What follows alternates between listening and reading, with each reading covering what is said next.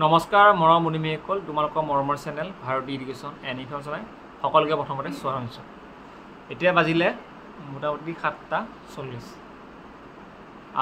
কথা হ'ল আমি এতিয়া আমাৰ চেনেলত বৰ্তমান সময়ত হায়াৰ ছেকেণ্ডেৰী ছেকেণ্ড ইয়াৰৰ ষ্টুডেণ্ট বেছি আছে, যোনসকলে ইতিমধ্যে higher secondary first year exam পাছ কৰিলে। ঠিক আছে, পাছ কৰিলে বুলি ধৰি লোৱা তোমালোকে, আৰু লগতে এই বছৰ মেট্ৰিক দিয়াসকলে কিহত পালে? হায়াৰ ছেকেণ্ডেৰী ফাৰ্ষ্ট ইয়াৰত পালে।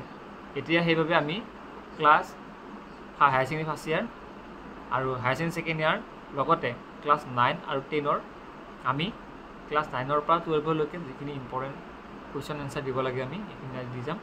আজি আমাৰ ইয়াৰ পিছত নেক্সট যোনটো ভিডিঅ' আহিব তাতে ক্লাছ 10ৰ ইংলিছৰ যোনটো এ লেটাৰটো গত পাঠৰ কিছুমান MCQ আহি আছে, বহুতখিনি ইম্পৰ্টেণ্ট লেচন বাই লেচন আমি সেই MCQখিনি দিম।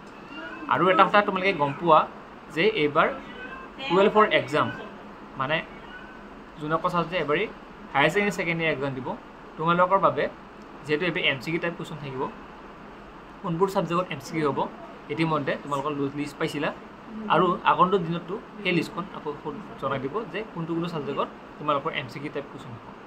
মেইনলি অসমীয়া আৰু যোৱাবাৰ কিন্তু অসমীয়া ছাবজেক্টত MCQ কুৱেশ্যনবোৰ কি হৈছিলে অহা নাছিল, বা অসমীয়া কুৱেশ্যন পেপাৰখনটো কিন্তু MCQ নাই। বাকীখিনি ছাবজেক্টত আছিলে, যেনেকৈ এডুকেশ্যন হওক, পলিটিকেল ছায়েন্স হওক, হিষ্ট্ৰী হওক বা জিঅ'গ্ৰাফী, এনেকুৱা ধৰণৰ ছাবজেক্টত আৰ্টছৰ ক্ষেত্ৰত MCQ টাইপ থাকিব।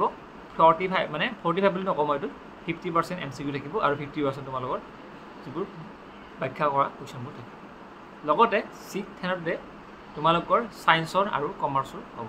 সেইবাবে তোমালোকে যদি এতিয়াৰ পৰা যোনসকলে ফাৰ্ষ্ট ইয়াৰ পঢ়ি আছা আৰু যোনসকলে ছেকেণ্ড ইয়াৰ পালা ইতিমধ্যে, তোমালোকে কিন্তু কিতাপ ভালদৰে পঢ়িবা।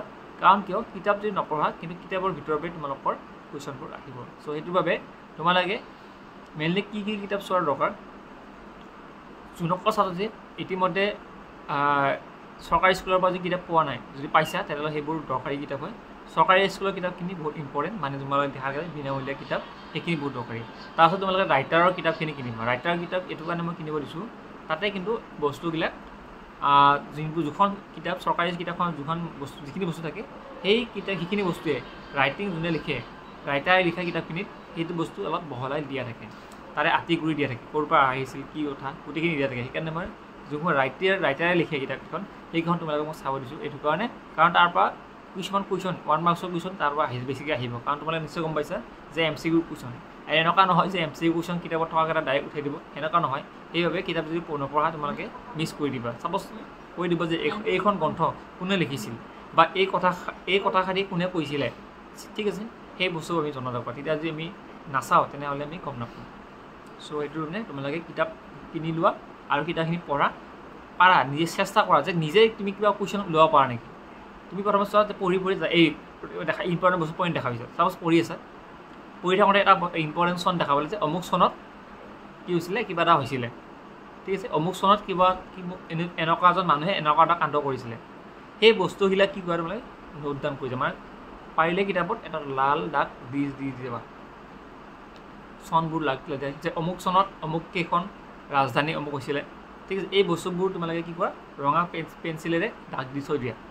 দাগ দিয়া হ'ল লেচন বাই লেচন যে দাগ দিয়া হ'ব, তাৰপিছত তোমালোকে বহি বনাই লোৱা। বহুতে মিষ্টেক কৰে, নোট নবনালে কিন্তু তোমালোকৰ প্ৰব্লেম হ'ব। পৰীক্ষাৰ আগত কি হয় যে কিতাপৰ তোমাৰ যাবা, কিতাপ বিচাৰিবা আৰু কাৰোবাক সুধিবা, ভাই তোৰ তাত আছে নেকি MCQ, কিবা বেলেগ এটা ইউটিউবাৰ ফোন কৰোঁ, দাদা আছে নেকি আপোনাৰ MCQ লগা, সি বাৰু দি দিব, তোমাৰ পৰা পইচা লৈ ল'ব, মালটো লৈ পেলাই তোমাক চেল কৰি দিব। তুমি পৰীক্ষা চালা, কিতাপত এটাও তাৰ কমন পৰা নাই। চ' সেনেকুৱা বহুতৰ হয়। চ' সেইটো কাৰণে মই কি কৈছোঁ, তোমালোকে কিতাপ কিনি লোৱা। কিতাপ কাৰণতে বেছি টকা নাযায়, ঠিক আছে, ইমান টকাৰ কিতাপ নাযায়। কাৰণ মানুহ আজি যদি মোক সোধে যে মই বহুত দৰিদ্ৰ দুখীয়া বুলি ক'লে, মানিছোঁ দুখীয়া আছে, কিন্তু সেই বুলি কিতাপ কিনাৰ যদি পইচা নাথাকে বুলি কয় এইটো এটা বেয়া কথা হয়। পইচা থাকিবৰ ঘৰত আছে, সেইবাবে 10 টকা জমাব পৰা, তথাপিও কিন্তু তোমালোকৰ আৰামত কিতাপ কিনি আহি যাব। কিতাপৰ দাম 1000 টকা 2000 টকা নহয়, 300 টকা, ঠিক আছে, 200 টকা 300 টকা 250 টকা এনেকুৱা ধৰণৰ, 150 টকা কিতাপ কিনি লোৱা।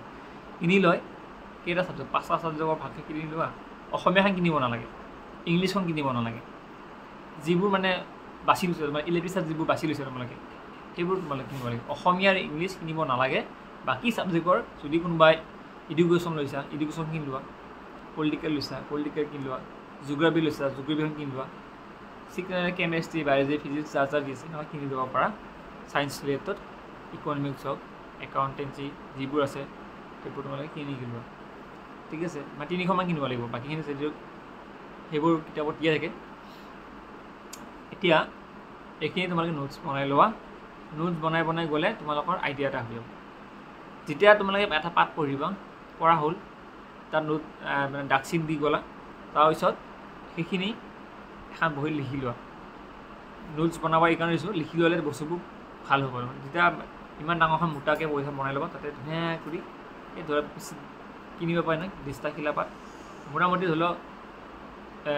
3 দিশটা 4 দিশটা একেলগ কৰি পেলাই পুৰা বেজিৰে চিলাই লৈ ল'বা আৰু লিখি ল'ব পাৰা এখন এডুকেশ্যন ফাৰ্ষ্ট লেচনৰ যিমান কুৱেশ্যন আছে এক্টিমেল চব লিখি লোৱা তাৰপিছত তোমাৰ 2 মাৰ্কছৰ কুৱেশ্যন লিখা 3 মাৰ্কছৰ কুৱেশ্যন লিখা এনেকৈ লিখি লোৱা লিখি ল'ব যেতিয়া ল'বা তেতিয়া তোমালোকৰ কি হ'ব পৰীক্ষা আগত জাষ্ট একবাৰ চালি হ'ল এইকেইটা কুৱেশ্যন আৰামত লিখি থৈ আহিবা ডাইৰেক্ট নম্বৰ চ' সেইটো কাৰণে এইটো এটা ভাল উপায় এনেকৈ বহিলে ঠিক তেতিয়াও ঠিক কৰিছে বহুত ইম্পৰ্টেণ্ট এই ভিডিঅ'টো এতিয়া বাজিলে